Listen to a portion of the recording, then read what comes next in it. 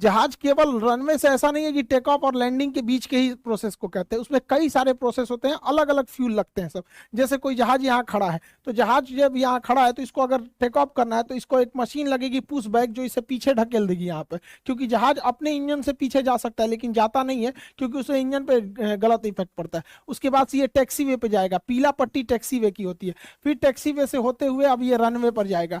अब यहाँ जाके रनवे पे हो जाए, इसको एटी से क्लियरेंस मांगेगा। ये व्हाइट पट्टी जितना देख रहे हैं ये रनवे है, पीला पट्टी जो होता है वो टैक्सी वे होता है, जहाँ खड़ी रहती है जहाजें उसको एप्रेन बोलते हैं यहाँ पर।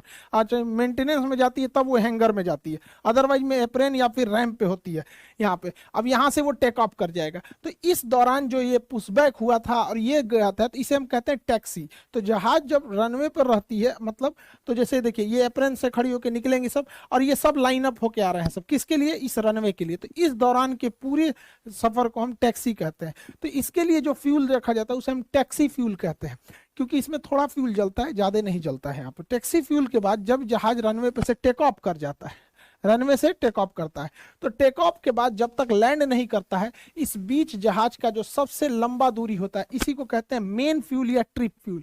जहाज का मेन फ्यूल को ही ट्रिप फ्यूल कहते हैं। ये टेक ऑफ से लेके लैंडिंग तक का होता है।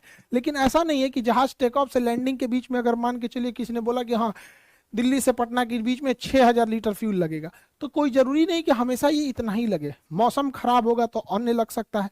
पटना पहुंच गया, पता चला पटना एयरपोर्ट पे पहले से ट्रैफिक है, तो उसको ऊपर ही घुमाएगा, तो कुछ एक्स्ट्रा फ्यूल चाहिए।